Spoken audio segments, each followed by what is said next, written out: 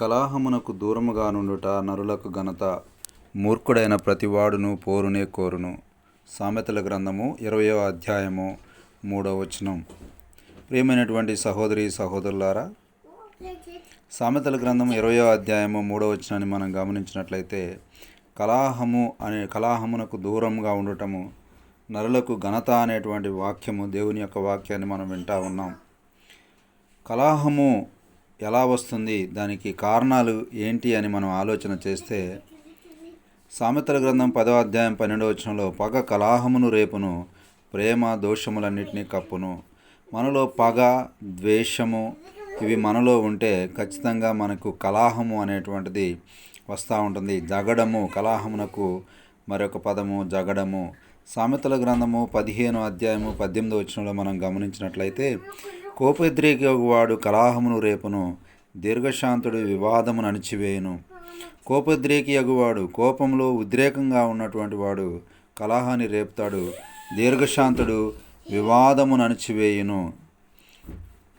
సామెతల గ్రంథం 16వ అధ్యాయం 28వ వచనంలో మనం గమనిస్తే, మూర్ఖుడు కలహము పుట్టించును, కొండెగాడు మిత్రభేదం చేయును. మూర్ఖుడు కలహము పుట్టించును. చాలా జాగ్రత్తగా వినాలి. కలహమును మనం పుట్టిస్తున్నామంటే, జగడమును మనం పుట్టిస్తున్నామంటే, మనలో మొట్టమొదటిది గర్వము. గర్వం మనలో ఉంటే నాశనానికి ముందు గర్వం నడుచును, పడిపోవటకు ముందు అహంకారమైనటువంటి మనస్సు నడుచునని దేవుని వాక్యం సెలవిస్తూ ఉంది. కాబట్టి మూర్ఖత్వము, కోపోద్రేకము, అదేవిధంగా పగ మనిషిలో కలహమును రేపుటకు కారణమవుతూ ఉంది. కలహప్రియుడు, దుర్మార్గప్రియుడు అనేటువంటి మాట కూడా బైబిల్ గ్రంథంలో వ్రాయబడేట్లుగా చూస్తూ ఉన్నాం. దేవుడు సమాధానానికే కర్త కానీ అల్లరికి కర్త కాదని 1 కొరింథీ 14వ అధ్యాయం 33వ వచనంలో మనం గమనించవచ్చు. కాబట్టి మనం ఉండేటువంటి ప్రాంతాలు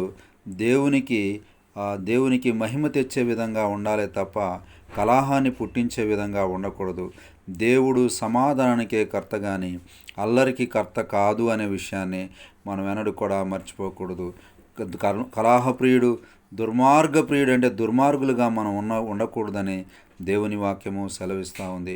ప్రియమైనటువంటి సహోదరి సహోదరులారా, మన దేవుడు పరిశుద్ధుడైనటువంటి దేవుడు. మన దేవుడు సమాధానానికి కర్త. సమాధానపరచువారు ధన్యులు, వారు దేవుని కుమారులు కుమార్తెలు అనబడతారనేటువంటిది దేవుని యొక్క వాక్యము సెలవిస్తున్నట్లుగా మనం గమనించవచ్చు. కాబట్టి ప్రభు యొక్క సేవలో మనం ముందుకు సాగే వారంగా ఉండాలని దేవుడు కోరుకుంటా ఉన్నాడు. కలహప్రియుని గురించి ఒక మంచి మాట ఉంది. సామెతల గ్రంథము 17వ అధ్యాయము 19వ వచనంలో మనం గమనిస్తే, కలహప్రియుడు, దుర్మార్గప్రియుడు తన వాకిండ్లు ఎత్తి చేయువాడు నాశనం వెతుకువాడు అనేటువంటి మాటని మనం గమనిస్తూ ఉన్నాం. అదేవిధంగా పౌలు గారు ఈ విషయాన్ని కోడ్ చేస్తూ 1 కొరింథీ 11వ అధ్యాయం 16వ వచనంలో, ఎవడైనను కలహప్రియుడిగా కనబడిన యెడల మాలోనైనను దేవుని సంఘములైనను ఇట్టి ఆచారము లేదని వాడు తెలుసుకొనవలెను. చాలామందికి కలహాలంటే, గొడవలంటే చాలా ఇష్టం. గొడవలు లేకపోతే వాళ్ళకి నిద్ర పట్టదు. గొడవలు లేకపోతే వాళ్ళు జీవించలేరు. వారు ఏదో ఒక విధంగా కలహాన్ని లేపి ఆ కుటుంబాల్లో కానీ సొసైటీలో కానీ డిస్టర్బెన్స్ చేస్తూ ఉంటుంటారు. అది దేవుని చిత్తము కాదు. సాతానుడు అల్లరికి కర్త అనే విషయాన్ని మనం మర్చిపోకూడదు. మనం అల్లరిని క్రియేట్ చేస్తున్నామంటే దాని వెనక సాతానుడు ఉంటాడనే విషయాన్ని మనం ఎన్నడూ కూడా మర్చిపోకూడదు. అందుకోసమే సంఘంలో మనం ఉంటా ఉన్నప్పుడు అల్లరికి మనం కర్తలుగా ఉండకూడదు. మనం సమాధానానికే కర్తలుగా ఉండాలి. ఎందుకంటే మన దేవుడు సమాధానకర్త. కాబట్టి ఎవడైనను కలహప్రియుడిగా కనబడిన యెడల, కలహంలో ప్రియుడుగా, జగడాలకు ప్రియులుగా ఉన్నవాళ్ళు మాలోనైనా దేవుని సంఘంలోనూ ఇట్టి ఆచారము లేదని వాడు తెలుసుకొనవలెను. 1 కొరింథీ 11:16ని మనం గుర్తు చేసుకున్నట్లయితే చాలా బాగుంటుంది. సామెతల గ్రంథం 26:21లో మనం గమనిస్తే, వేడి బూడిదకు బొగ్గులు, అగ్నికి కట్టెలు, కలహము పుట్టించుటకు కలహప్రియుడు అనే విషయాన్ని మనము ఎన్నడూ కూడా మర్చిపోకూడదు.